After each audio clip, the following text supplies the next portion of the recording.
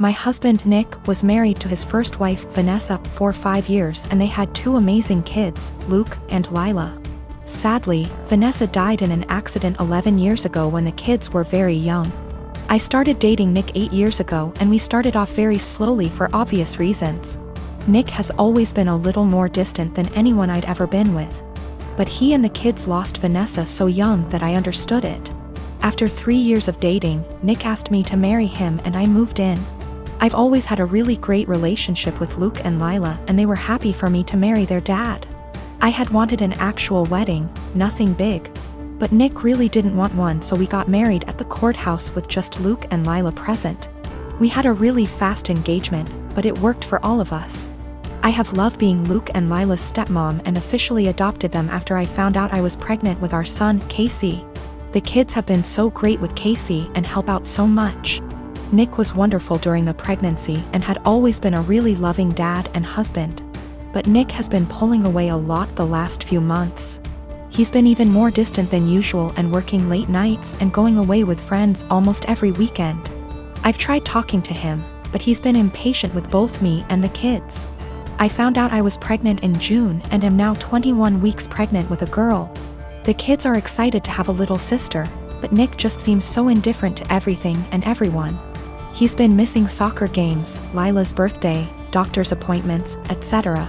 Casey is too young to notice, but Luke and Lila are so hurt by their dad's absence. These kids are so good and they lost their mom so young, and I'm infuriated that Nick is ignoring the kids like this. Last week, I finally sat Nick down and told him that he needs to stop disappearing and be more present in our lives. We're going to have another child soon, and before we know it, Luke and Lila will be grown up and going to college. After an hour of arguing, he screamed at me that he wished Vanessa was still alive and that I had switched places with her and died instead. He also threw in some awful comments that I need to stop pretending I'm Luke and Lila's real mom and that I'm only half the mom Vanessa was. The final straw was him saying that he never even wanted any kids with me, but did it so I'd keep busy and leave him alone. I'm so beyond hurt right now. I know I'm just his second choice. But I've always tried to honor Vanessa and tell Luke and Lila how lucky they were to have her as their mom. I love all of our kids more than anything, and I'm just so heartbroken. Nick barely pays attention to Casey now and doesn't even acknowledge the pregnancy. He somewhat apologized this weekend and took all 3 kids to lunch, but he won't even look me in the eye. He seems like he wants to talk, but he doesn't say anything, and I'm too upset to even be near him. I'm not sure where to go from here. Honestly, I can't even be around Nick right now, and if there weren't any kids involved, I'd leave and never look back.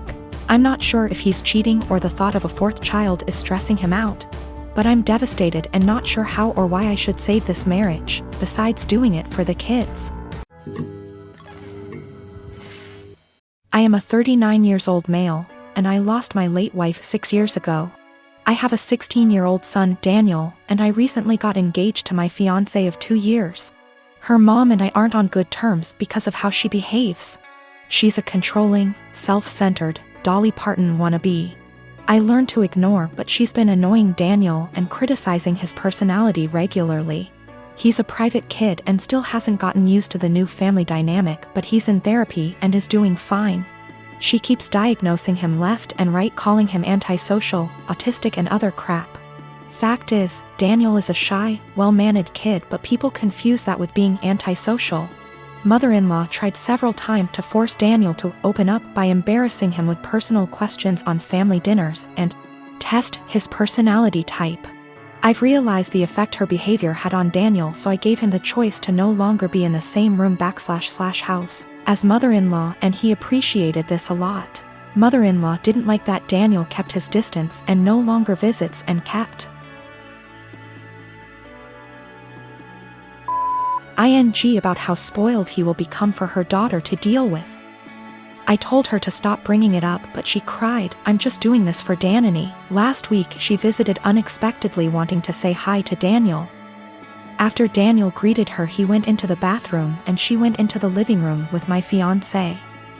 I was in my bedroom when Daniel came and said his journal was gone. We looked for it but didn't find it. I asked my fiancé, who was alone in the kitchen, but didn't see it. I paused for a second to ask where mother-in-law was. My fiancé said in the living room, but I saw her coming down the stairs. I asked where she was. She said the bathroom. I saw her purse in hand, so I bluntly asked if she took Daniel's journal. She looked offended and called for my fiancé when I insisted to see inside her purse. She wanted to leave, but I didn't let her. Fiancé told me to stop it, but I insisted, and the journal was there. Mother-in-law tried to explain this was her only chance to get to know Daniel better because she cares about him. I blew up at her and berated her for stealing from my son and told her she's banned from my house for the stunt she pulled. She argued with me, then left. My fiancé apologized for her but said banning her from the house was over the top.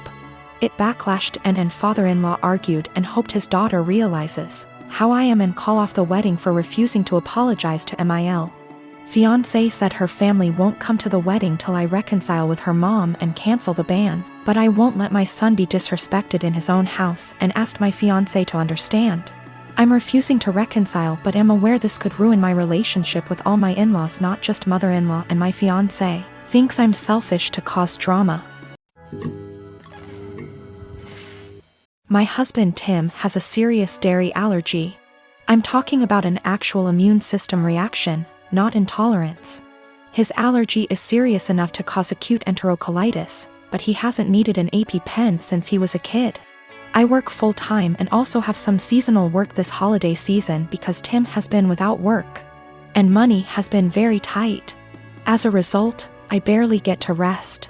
The holidays are especially hard, and I found myself getting just one day off every 2 weeks for almost 2 months straight. As you can imagine, that day off means the universe to me. Now, Tim loves dairy and will sometimes intentionally eat things which trigger his allergy. Lately, it's gotten out of hand, with him going from one risky meal every 4 to 6 months to every 2 or so weeks. In fact, it always seemed to coincidentally line up with my time off, and I found myself spending my one day taking care of him. Last week, I finally asked him if he was intentionally timing it to line up with my day off. I fully expected him to say no, but he admitted that he was doing it to make sure that he'd have a nurse. And so he'd have someone close by in case he had an especially adverse reaction and needed a hospital. I was livid and told him that he was selfish, robbing me of my rest. I said that if he made himself sick again, I wouldn't take care of him. I'm exhausted and I need to decompress. He didn't say much, so I thought he'd heard me. Fast forward to Friday night. I get home from work, and a few minutes in, Tim gets a pizza delivered. I ask him why, when I'm making dinner, and he shrugs. I ask if a large garlic Alfredo pizza is worth the pain, and remind him that I won't be giving up my rest day again. He smirks and eats an entire slice while grinning at me. I left it at that and went back to my dinner. Predictably, he got sick, profusely vomiting, retching and groaning from the intense cramping and diarrhea.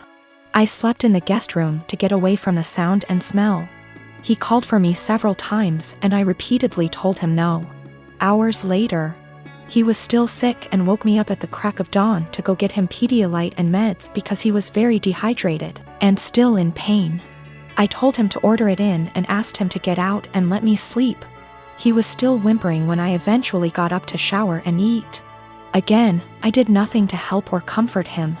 By evening, he was sulking, and by morning when I had to work, he was enraged. He yelled, and by the end of the day he told our friends and family that he nearly died and I neglected him. His family accused me of passively trying to kill him. His mom called, shouting that he could have had a life-threatening reaction due to my petty actions, and that I'm a shit wife for not minding his health. I'm starting to feel guilty because she's right and he could have been seriously hurt.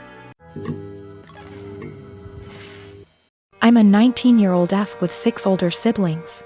My parents spent most of my childhood spending money they didn't have on my siblings, so by the time I hit my teenage years, I realized I was probably going to have to fend for myself financially when I turn 18. I started babysitting and doing odd jobs around my neighborhood when I was 14, and eventually got part-time jobs during the school year. By the time I was 16, I was working 3 jobs in the summer and 2 in addition to school. When my parents told me they couldn't pay for college, I'd already earned enough, along with scholarships, to be able to put myself through college and have plenty left over. I've continued to work during the school year, and have been able to make money during quarantine by tutoring online.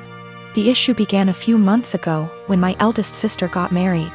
My parents spent 30 grand on her wedding, taking out a second mortgage to do so. To make matters worse, my dad was furloughed 6 days after the wedding. They'd effectively dug themselves into a hole they couldn't get out of. 2 weeks ago, my mom texted me for the first time since the wedding. She didn't say hi, ask how I was, or make any small talk. She just said, "Your dad and I need a favor. When can we call you?" I'd expected this. None of my elder siblings are doing well financially, and they've exhausted all other loan options, both from family and the bank. I figured they would text me, ask me to loan them a few thousand, and promise to pay it back when they could figure things out. I was absolutely willing to pitch in a few thousand, and had even considered giving them some of my tutoring jobs so they could make some extra cash. I was not, however, expecting them to demand I give them all the money, close to $40,000. I'd made from the ages of 14 to 18. The exact statement my mom had made was, "You made that money under our roof. We were the ones who allowed you to work, so you only have it because of us anyway. We bought you food and clothes for 18 years. That money is only a fraction of what you owe us," and so on. I said that food, clothes, and shelter were the very minimum. It's what they signed up for when they chose to become parents. I didn't ask for any of it, etc. They responded by telling me that if it wasn't for them, I wouldn't have the life I have today. I said they were being ridiculous, and hung up. Since that day, both, along with 2 of my siblings, have continuously hounded me about giving them what is rightfully theirs. My siblings, who have never been asked to give them money, are still professing that it's my job as their kid to take care of them. I told them they wouldn't see a cent of my hard-earned money, and have no right to make such a request. I'm torn. I feel awful for refusing to help them out, but on the other hand, this was their fault. I feel I shouldn't be responsible for fixing their mess.